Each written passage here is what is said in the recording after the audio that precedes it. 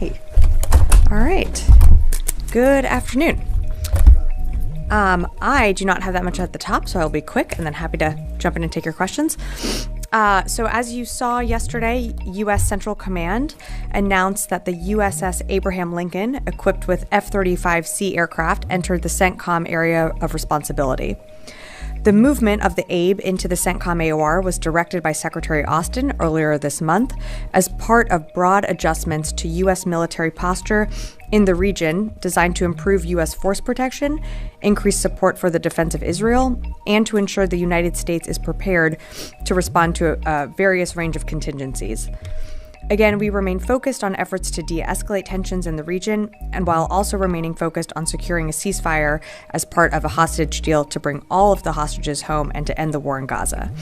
With that, happy to take your questions. Lita. One quick follow on the Lincoln. It's crossed into CENTCOM, which means it's still out in the middle of the Indian Ocean, though, correct? I don't have exact location. I wouldn't be able to give you the exact location of where she is, but she's in the Central Command AOR, and she will remain there. I understand that, but she's still quite a ways from. For more on her movements, I'd refer you to CENTCOM. I don't have her exact location, but she is in the AOR. I'll just leave it at that. And then secondly, the Greek ship that caught fire, that was attacked and caught fire. The fire, I think, is out at this point, but do you know, is the U.S. going to try to do anything either through coordination or do something itself? Because it's still loaded with fuel.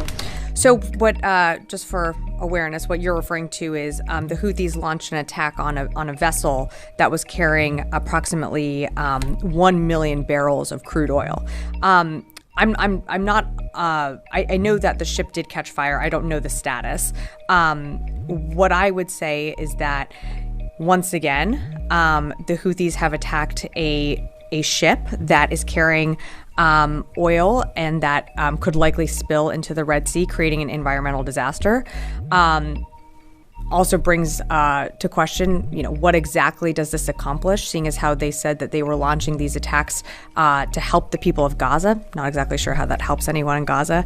And this was a Greek flagged ship that had a crew of Russian and Filipino sailors. So not exactly sure their intention.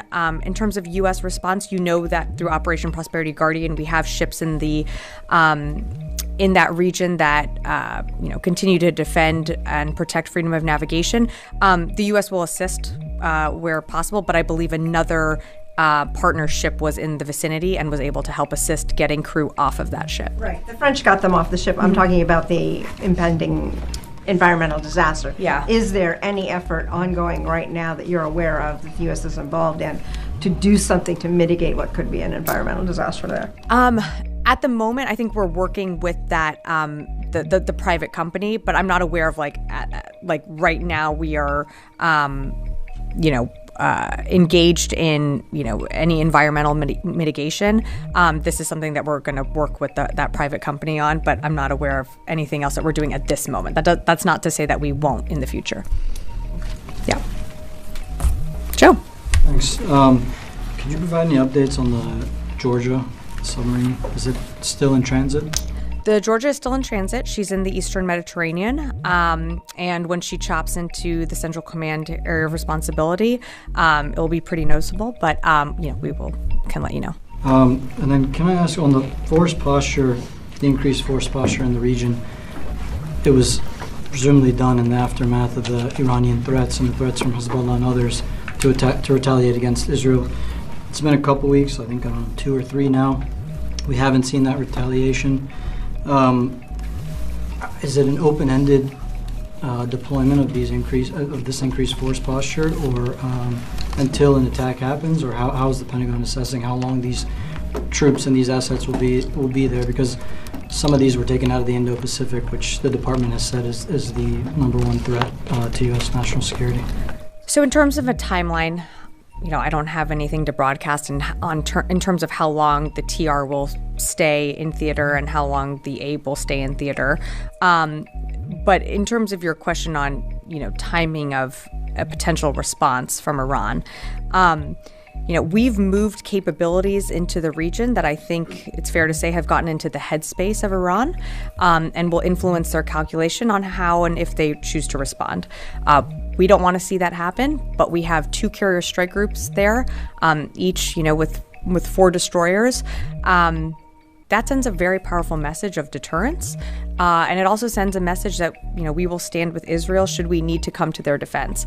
But I can't, I don't have a crystal ball to be able to forecast how long they're going to stay there. Only that I can tell you is that we are well postured should we need to come to the defense of Israel. And just one last one. From what I tried to look up, the Secretary of Defense hasn't had a single call with his Lebanese counterpart. I know the Joint Chiefs have spoken to the Lebanese Army Chief, but throughout this since I guess post-October 7th, and that's a key scene of what's going on in the region. Is there a reason? Is that a reflection of what the department thinks of the current government? No, I don't think so. I don't have any calls to announce or read out. I think it's important to remember that the Secretary has calls with different variety of counterparts in the region, and it's not just from the Secretary, it's the interagency that engage their counterparts and at all different levels of government. Just because he hasn't doesn't mean that there aren't ongoing conversations at different levels of government. And as you know, whether it be Israel or Egypt or Qatar or any other country, the Secretary has engaged over time, and recently, well, I guess it seems recently, but was in CENTCOM, a few months ago, and I'll just leave it at that. Great, I'm gonna go Lucas, and then I'll go to the phones. Sabrina, do you support Ukraine's incursion into Russia? So we're supporting Ukraine and what they need on the battlefield right now. As you heard us say time and again, we are getting a better understanding of what the Ukrainians are doing in Kursk. Our policy does allow for them to engage in those counterfires, but we are still supporting Ukraine in what they need on the battlefield, and that is through different presidential drawdown packages. That's not going to change. You said something similar last week, that you're still trying to learn what they're doing. I think it's pretty obvious what they're doing. I think for the whole world, it's obvious what they're doing. Why can't the Pentagon publicly support Ukraine's incursion into Russia? Well, Lucas, to respectfully push back on that, I would say that we have and are supportive of Ukraine broadly. This is... Specifically support this operation. Sure. So, if you'd let me finish. So, when it comes to Kursk, we have an understanding from what President Zelensky laid out that they want to create a buffer zone. We are still working on with Ukraine on how that fits into their strategic objectives on the battlefield itself. When we feel confident that we have a better understanding of how that all knits together, I'm happy to read out more, but right now we're still working and still have some questions, and we're getting that back. And the Secretary is going to engage again with Minister Umerov. Yeah, I understand these things take time. And also one on the Houthis. Sure. General Kurilla wants to destroy this group. Why won't you let him? Can you repeat that? General Kurilla, head of U.S. forces in the Middle East, the CENTCOM commander, wants to destroy the Houthis.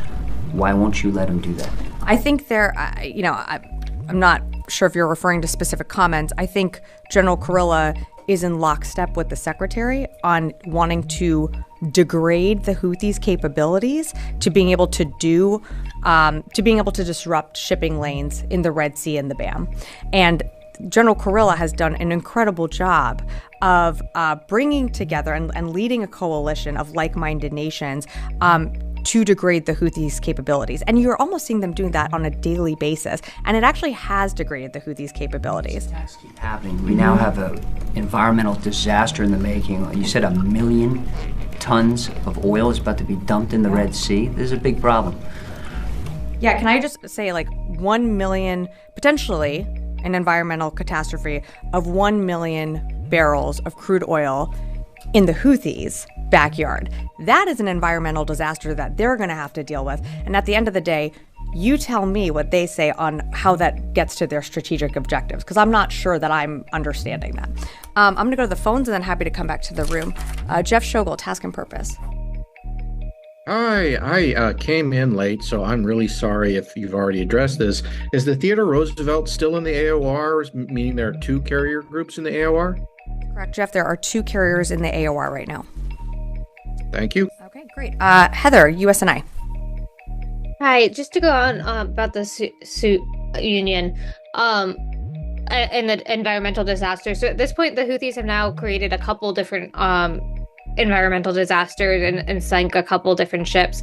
You know, in terms of degrading, when you're seeing them being able to do this after all the strikes that the U.S. has done, do you think that the Pentagon has been successful in degrading the Houthis' capabilities?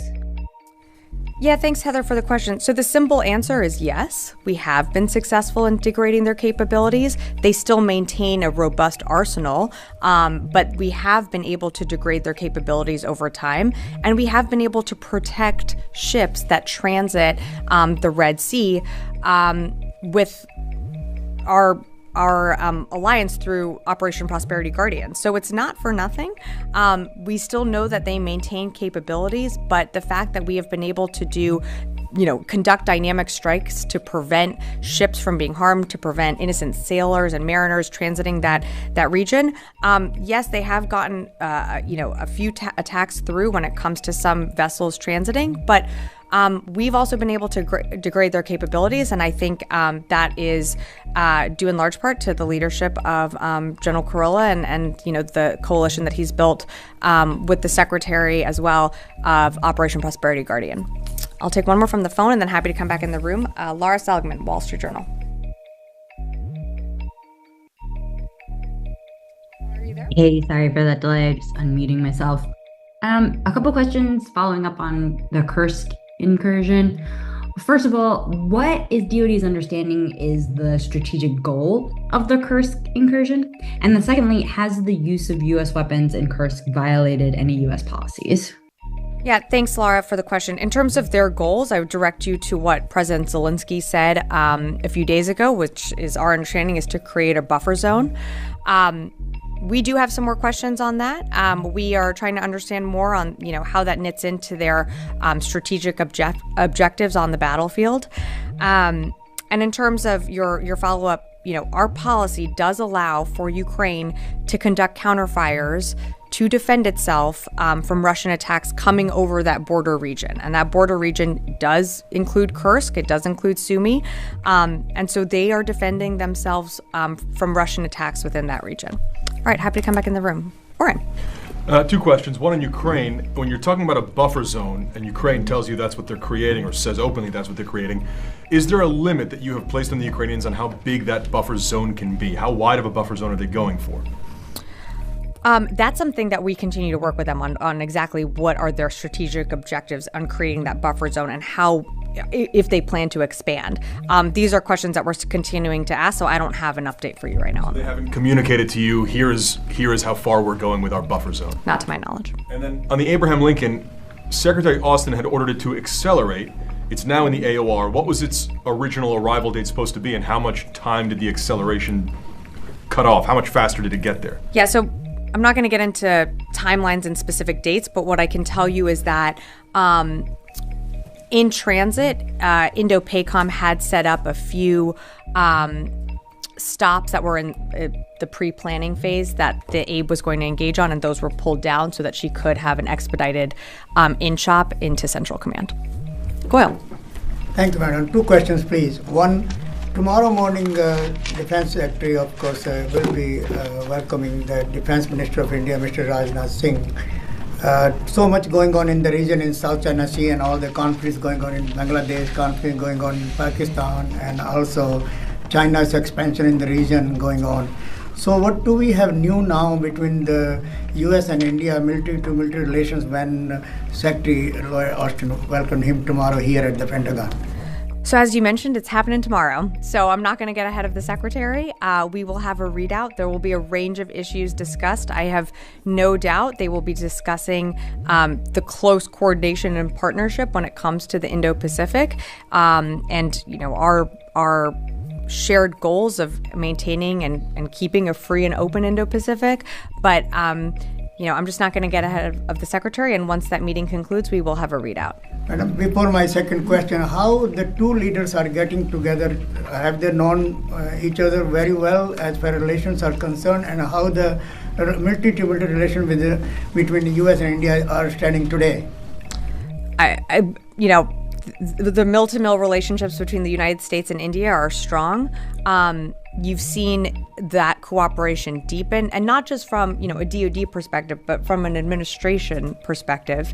Our close coordination and working together remains strong. And you saw the secretary, when he visited India, announce some of those deliverables. I'm not going to go through all of that, what he announced then, but it remains strong. And I'm just not going to get ahead of the meeting that's happening tomorrow, but we will have a readout after that meeting. I'm going to come over here.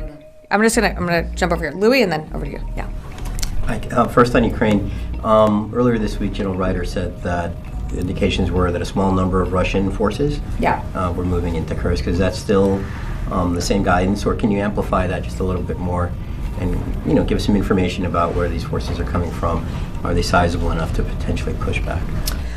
So I can't get into more details right now on the size and how many, how Russia is repositioning some of their forces. We know that there has been some movement, but I can't get into details on what that, more specifics on what that looks like. And as you strive to get more indications, of the strategic purpose, are you seeing the Ukrainians digging in to try to hold those positions that they've seen so far, or does it seem more like they continue to be on a broader offensive?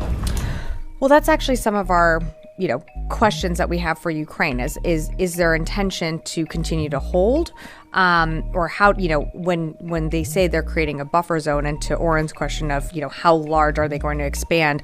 These are some of the questions that we're asking, because if they are going to create a buffer zone that does entail creating multiple defensive lines. And so those are questions that we're working through with them. I don't have all those answers right now, but that's something that, the Secretary is going to engage Minister Umerov again in the coming days. When we have more to share, we certainly will. But I think it's important that, Ukraine also speak to their operations, and Ukraine should really speak to their objectives and goals. And that's still something that we're trying to learn from them on how this fits in to their strategic operations. It's important that, our support for Ukraine is still unwavering. We're still going to have PDA packages that come out from this building. I don't have one to announce today if that was going to be your follow-up, but we are going to continue to support Ukraine in their fight and whatever they need to be successful. So my follow-up is actually going to be a follow-up to Joseph's point from earlier about preparing, changing the force posture for potential retaliation from Iran. That hasn't happened. It's been almost 3 weeks now. Do you see a correlation between any lack of action there and the new Iranian government essentially trying to determine its path forward? So I can't really speculate on that and the new government that's forming. I think that by surging capabilities into the region, by having 2 carriers in the Central Command or in CENTCOM, by moving destroyers closer to Israel, should they need to be called to the defense of Israel, the announcement of the Georgia as well, having a squadron of F-22s also in the region, I think that gets into the headspace of Iran. And I think that gets into, they see us positioning, should we need to support Israel? I'm sure that gets to their calculation. What that means for them at the end of the day, that I can't speak to, and their new government, as you mentioned, I can't really speak to that. I can just speak to our movements, and we are messaging that we are there to deter, and that of course we are there to protect our forces, and if needed, to come to the defense of Israel. Yes, sir. Thank you very much for the opportunity. Couple of questions. Before that, if you allow me, I have someone to introduce you, Mr. Mughal. Hi. Pakistani journalist, he's been in Russia and United Kingdom, reported many political events and other things. Now he's joining us from here. Okay. So the question is regarding the top Iraqi official visited this week Pakistan and had meeting with Pakistani military officials, and it's been reported from July that Pakistan and Iraq both comes to an agreement of $1.8 billion further 12 units of Mashak training jets, and now they are in talks regarding GF-17 fighter aircraft that China and Pakistan mutually produced. So at the same time, when US is considering its troop withdrawal from Iraq, and Iraqi military is considering to get some Chinese technology from Pakistan, is there any concern from US, or you are aware on this? I don't really have a comment to offer on unfortunately, I don't have a lot to offer on what you're asking right now. What I can tell you is that when it comes to our relationship with Iraq, the HMC conversations are ongoing. We are moving towards a bilateral security agreement. When we have more to announce on that, we certainly will, but I just don't have more for you today on that. So about the USS Abraham Lincoln that just arrived in Middle East with F-35 fleet. Mm-hmm. So is there also something in the consideration with the US to address your Arab allies security from that, specifically because we are aware that like US and Saudi Arabia both are in talks for defense deal, and Saudi Arabia continuously asking for defense sureties from the US. So in the context of Iran retaliation to Israel, is there something consideration as well for the Saudi context to secure their interest with this placement? I don't have anything in terms of the, I think Saudi should speak for their own government and their own decisions. Our decisions are made on, what the secretary deems is needed for the region, and working with General Kurilla and others to ensure that, one, of course, we're always taking into consideration protection for our forces in the region. Two, we do not want to see, we know that tensions are high, we want to see a de-escalation of tensions in the region. Three, we're also sending a message that, should we need to do what we did on April 13th, we are even better positioned than we were then to come to the defense of Israel. Again, we don't want to see it get to that level. We want to see tensions de-escalate, and the best way for us to see that happen is through seeing the ceasefire deal come to fruition. Our teams are working hard over there right now to see that be put into place, and we want to see the hostages come home. Just a little on the high-level military mission you in the Iraq. So with the ongoing possible Iranian retaliation, is there any changing about the U.S. troop withdrawal talks or something that was in process, something in consideration? The HMC conversations and dialogues continue. I'm not going to speculate on what a future attack could do to those conversations. Yes. Yeah, thanks so much. A few days ago, General Ryder said that if we see any real threats from ISIS based in Afghanistan, we will take an action. So the Taliban officials claim that they eliminated Daesh or ISIS in Afghanistan. My question is that are the Taliban a partner with the Pentagon or with the U.S. government in terms of fighting Daesh or ISIS? So the U.S. has a global coalition to defeat ISIS. The Taliban is not part of that. The U.S. works with like-minded partners and allies when it comes to ensuring the defeat of ISIS. I don't have more for you on to anything additional to offer. I'm going to go to Constantine over here. Yeah. Thanks. Thanks, Rubina. CNN is reporting that the Army is looking to contract some boats to take 3 of the Army JLOT ships back to the United States. Can you speak to why this is necessary? I would refer you to the Army. I don't have anything on that. Thank you. Yeah. No. Can you give a JLOTS update more broadly? Sure. Specifically where the aid is that was left to be delivered? Sure. So in terms of JLOTS, I think I read out, maybe it was last week, but we do have some of our soldiers and sailors that have returned back CONUS. We still have about 6 million pounds of aid that remains on the Cape Trinity. The Cape Trinity just recently left Cyprus and is moving towards Ashdod. We're hoping within the next couple days you're going to see aid roll off the Cape Trinity, and then when that happens, the Cape Trinity would be redeployed. But that's our latest update. Jim. Back to Ukraine.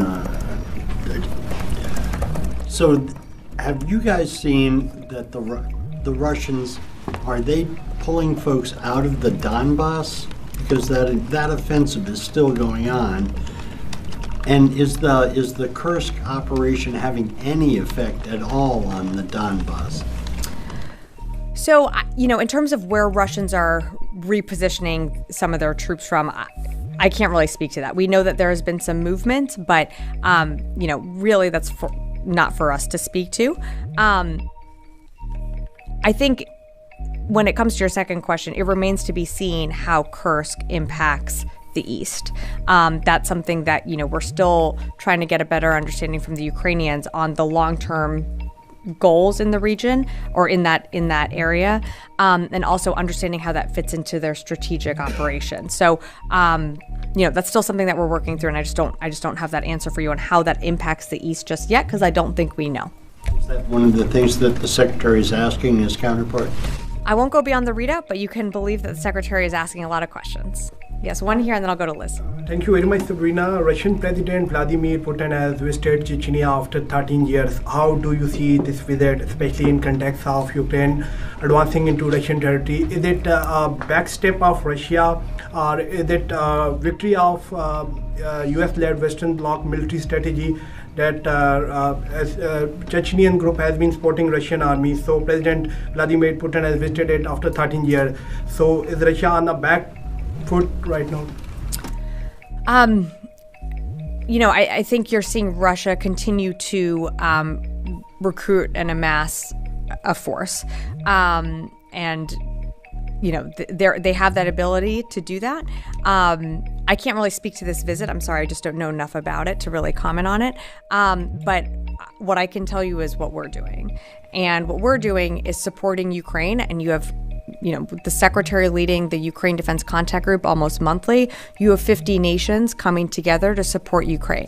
So that stands in contrast to some of the friends that Russia is turning to when it comes to procuring either security assistance or, whatever it might be. That stands in strong contrast to, the 50 countries and like-minded nations that are supporting Ukraine every single day in their battlefield needs.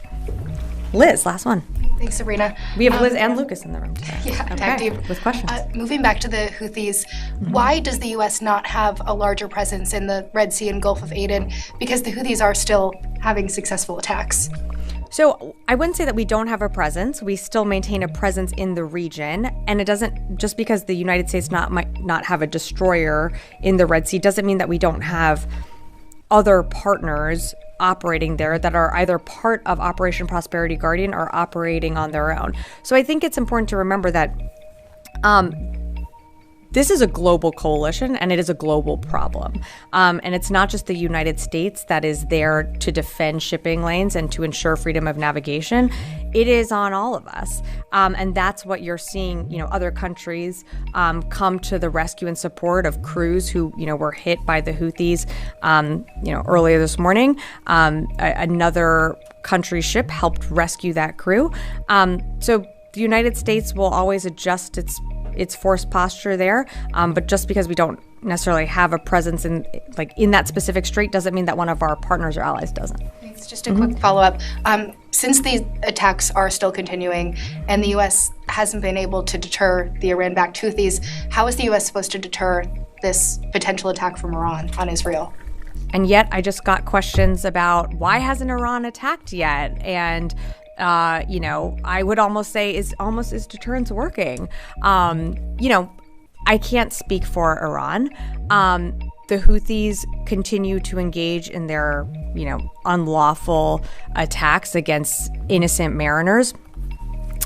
I'm not exactly sure how hitting a ship carrying over 1 million barrels of crude oil and creating, a spill in your backyard helps people in Gaza who you said you're trying to help. Not sure how that works. Also, I think this vessel was leaving from Iraq and was a Greek flag ship. So again, not sure how that plays into your broader strategic objectives. And then, on top of that, what does that accomplish? You sunk a ship in your backyard and now you have potentially an environmental disaster. We're going to continue to hold the Houthis accountable. You see us do that. CENTCOM puts out, pretty regular updates on when we engage. Our commitment is there through Operation Prosperity Guardian. We're going to continue to engage where appropriate. And then, of course, when it comes to Iran, We have 2 carriers in the region. We have a squadron of F-22s. I think that sends a really powerful message, but I can't get into more than that. Yes. I just want to follow up on that question. Why not strike the launchers? I mean, at the end of the day, it's driven so much global trade out. There's going to be extra costs that are going to be reflected in the economy over this.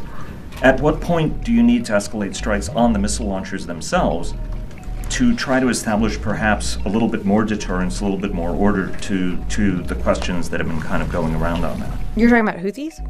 Correct. We have struck missile launchers. I understand that, but it doesn't seem to have attenuated anything that the Houthis at this point are doing, and yet they keep imposing costs, and these sort of drip-drab attacks are driving more shipping out of that, right? I mean, their whole goal is to create as much disruption as possible, even if they take environmental damage at the end of it. I mean, is there some calculus, some metric that attacks get to X amount and we would respond in a more forceful manner to send maybe a clearer deterrent? I think every single day that we respond and we blow something up that they are about to launch does send a forceful message. And even though they continue to launch their attacks, we are still degrading their capabilities. And every single day that they launch attacks, they're not always successful. They're not always hitting a ship. They're not always, their intentions, while, can't get into their mindset, they're not always achieving their goals. And sometimes, things are landing, miles and miles away from their intended targets. So what is also their objective and their goals at the end of the day? To your question on the launchers, I mean, from looking at some of the strikes we've done, we've hit over 150 launchers. We're going to continue to take the actions that we need to protect commercial shipping, to protect our forces in the region, and we're just going to continue to do that day in and day out. I'm going to go to Mike, and then I'm going to wrap up. It just does not appear that this international coalition is finding success against the Houthis. These attacks keep happening. I would actually push back on that and say it doesn't appear that the attacks that the Houthis are launching, be it every single day, every other day, every few days, are actually meeting their intended targets. They just created an environmental disaster right outside their own home country. Like, what purpose does that serve? That is going to have lasting impacts, and they've done that before. I mean, what kind of impact does that have for the region? The goal is to degrade shipping, and they're doing it. So I'll just one more on this. While they continue to launch attacks, we have ensured that shipping has continued through those shipping lanes. We want to see it. We want to see it protected. That's why you have Operation Prosperity Guardian. We're going to continue to do our jobs, and we'll leave it at that. Mike, and then we'll wrap up. The British MOD said the Russians have been forced to create ad hoc infantry units out of support personnel and Air Force units to engage the Ukrainians in the Kursk region. Can the Pentagon confirm that? What does that say about the Russians' ability to oppose Ukraine? The fact that they don't have enough, apparently, mainline infantry units. I can't confirm those reports. I haven't seen what you're referencing. This is something that we are talking to the Ukrainians about what their long-term objectives are in Kursk, and creating that buffer zone, what that means in terms of their own commitment in military power, how much they're going to need for that region. That's something that we're continuing to work with them on. Okay, thanks everyone.